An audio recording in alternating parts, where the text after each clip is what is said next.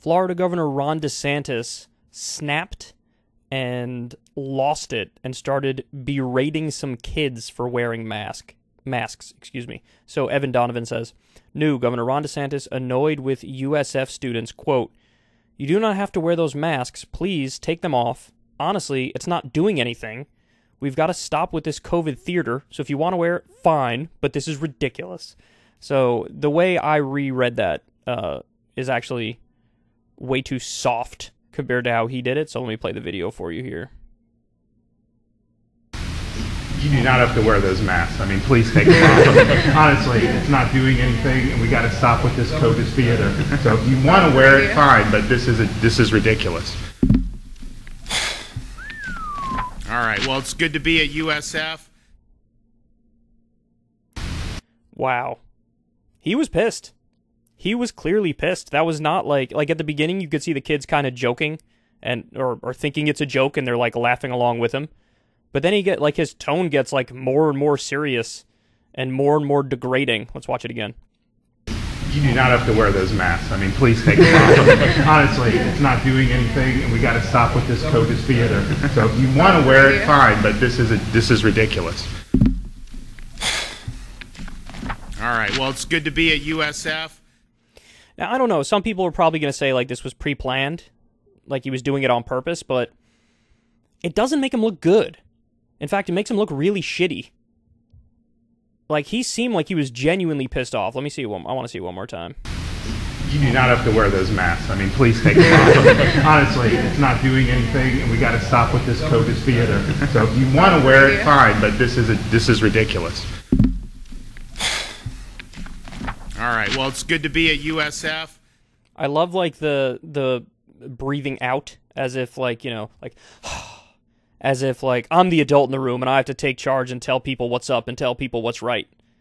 And it's like, nah, dude, you just sound like a douche.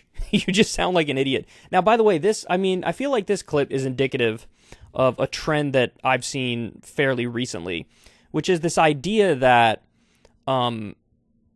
conservatives are sort of stealing the health regulation thing in reverse.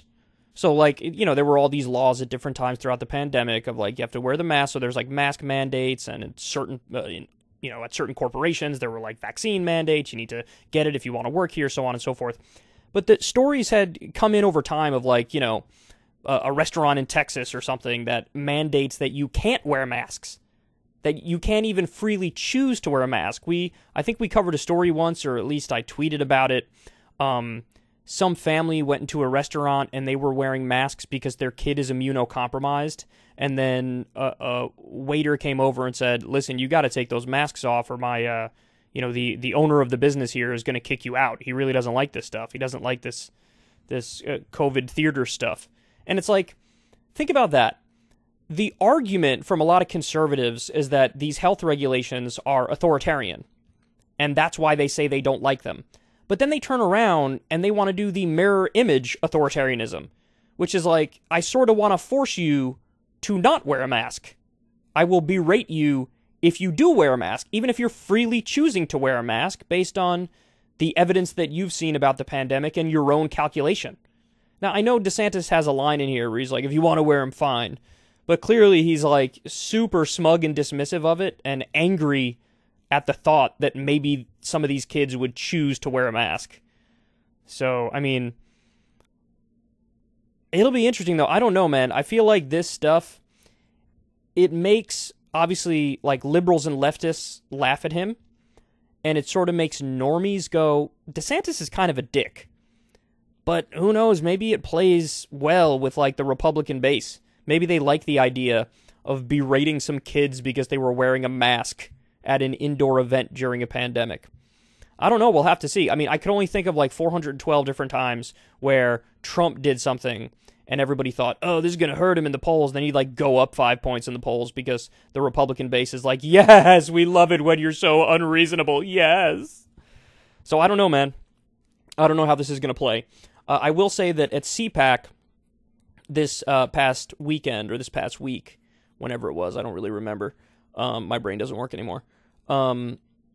You had Trump 1 going away when he was included in the poll. So he got like 59%. Of all the different options, he got a majority, 59%, in the CPAC straw poll. But then when you take Trump out of the equation, DeSantis got 61%. So he is a clear, second favorite behind Trump. If Trump doesn't run or can't run for whatever reason, he's a huge favorite. But honestly, as long as Trump's in the picture, DeSantis has a very difficult task.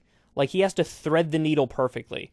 He has to find a way to be pro-Trump, because a lot of Trump's base likes DeSantis, and they go to DeSantis if it's not Trump, right? He has to find a way to be pro-Trump enough where the Trump base still likes him, but anti-Trump enough where he can still keep the normies. So that's like the Glenn Youngkin approach, and it's just a difficult task. Like, what the hell position can DeSantis take on January 6th and stop the steal?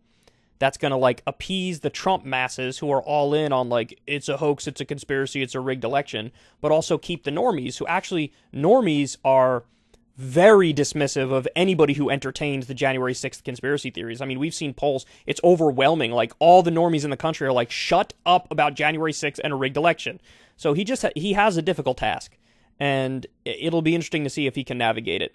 But he's clearly a strong second behind Trump. And moments like this, while I'm inclined to say it's going to hurt him because he looks like a douche, at the same time, being a douche is sometimes not even really a strike against you in Republican politics. So we'll have to see. But this video is quite eyebrow-raising, if I don't say so myself.